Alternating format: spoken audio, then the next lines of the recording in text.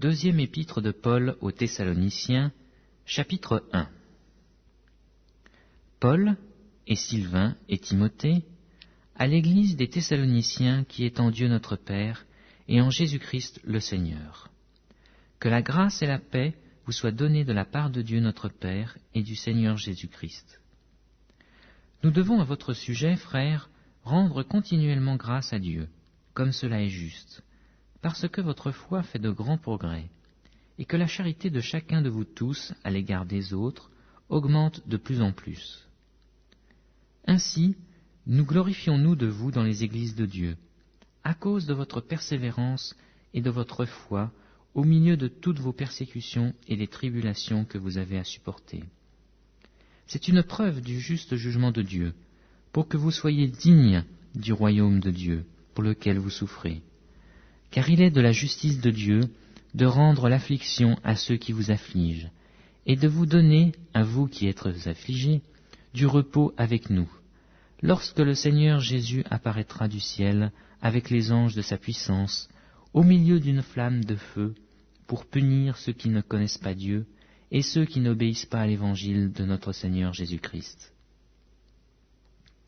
Ils auront pour châtiment une ruine éternelle, loin de la face du Seigneur et de la gloire de sa force, lorsqu'il viendra pour être, en ce jour-là, glorifié dans ses saints et admiré dans tous ceux qui auront cru, car notre témoignage auprès de vous a été cru.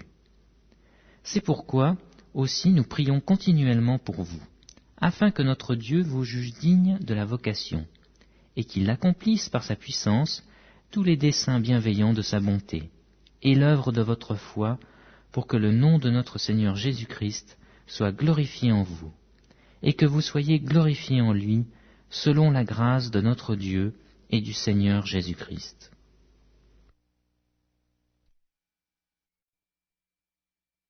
Deuxième épître de Paul aux Thessaloniciens, chapitre 2. Pour ce qui concerne l'avènement de notre Seigneur Jésus-Christ et notre réunion avec lui, nous vous prions, frères, de ne pas vous laisser facilement ébranler dans votre bon sens, et de ne pas vous laisser troubler, soit par quelque inspiration, soit par quelque parole, ou par quelque lettre qu'on dirait venir de nous, comme si le jour de Christ était déjà là. Que personne ne vous séduise d'aucune manière, car il faut que l'apostasie soit arrivée auparavant, et qu'on ait vu paraître l'homme du péché, le fils de la perdition, l'adversaire qui s'élève au-dessus de tout ce qu'on appelle Dieu ou de ce qu'on adore, jusqu'à s'asseoir dans le temple de Dieu, se proclamant lui-même Dieu. Ne vous souvenez-vous pas que je vous disais ces choses lorsque j'étais encore chez vous? Et maintenant vous savez ce qui le retient, afin qu'il ne paraisse qu'en son temps. Car le mystère de l'iniquité agit déjà. Il faut seulement que celui qui le retient encore ait disparu. Et alors paraîtra l'impie, que le Seigneur détruira par le souffle de sa bouche, et qu'il anéantira par l'éclat de son avènement. L'apparition de cet impie se fera par la puissance de Satan, avec toutes sortes de miracles, de signes et de prodiges mensongers, et avec toutes les séductions de l'iniquité pour ceux qui périssent, parce qu'ils n'ont pas reçu l'amour de la vérité pour être sauvés. Aussi, Dieu leur enverra une puissance d'égarement, pour qu'ils croient au mensonge, afin que tous ceux qui n'ont pas cru à la vérité, mais qui ont pris plaisir à l'injustice, soient condamnés. Pour nous, frères bien-aimés du Seigneur, nous devons à votre sujet rendre continuellement grâce à Dieu, parce que Dieu vous a choisi dès le commencement pour le salut, par la sanctification de l'Esprit et par la foi en la vérité. C'est à quoi il vous a appelé par notre évangile, pour que vous possédiez la gloire de notre Seigneur Jésus-Christ. Ainsi donc, frères, demeurez fermes et retenez les instructions que vous avez reçues, soit par notre parole, soit par notre lettre.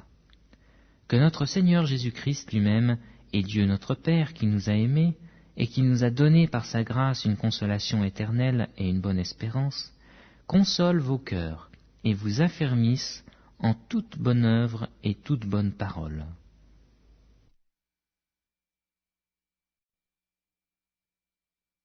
Deuxième épître de Paul aux Thessaloniciens, chapitre 3. Au reste, frères, priez pour nous, afin que la parole du Seigneur se répande et soit glorifiée comme elle l'est chez vous, et afin que nous soyons délivrés des hommes méchants et pervers. Car tous n'ont pas la foi. Le Seigneur est fidèle. Il vous affermira et vous préservera du malin. Nous avons à votre égard cette confiance dans le Seigneur que vous faites et que vous ferez les choses comme nous recommandons. Que le Seigneur dirige vos cœurs vers l'amour de Dieu et vers la patience du Christ. Nous vous recommandons, frères, au nom de notre Seigneur Jésus-Christ, de vous éloigner de tout frère qui vit dans le désordre, et non seulement selon les instructions reçues de nous. Vous savez vous-même comment il faut nous imiter, car nous n'avons pas vécu parmi vous dans le désordre. Nous n'avons mangé gratuitement le pain de personne, mais dans le travail et dans la peine, nous avons été nuit et jour à l'œuvre, pour n'être à la charge d'aucun de vous. Ce n'est pas que nous n'en eussions le droit, mais nous avons voulu vous donner, en nous-mêmes, un modèle à imiter. Car lorsque nous étions chez vous, nous vous disions expressément, « Si quelqu'un ne veut pas travailler, qu'il ne mange pas non plus. » Nous apprenons cependant qu'il y en a parmi vous quelques-uns qui vivent dans le désordre, qui ne travaillent pas, mais qui s'occupent de futilités.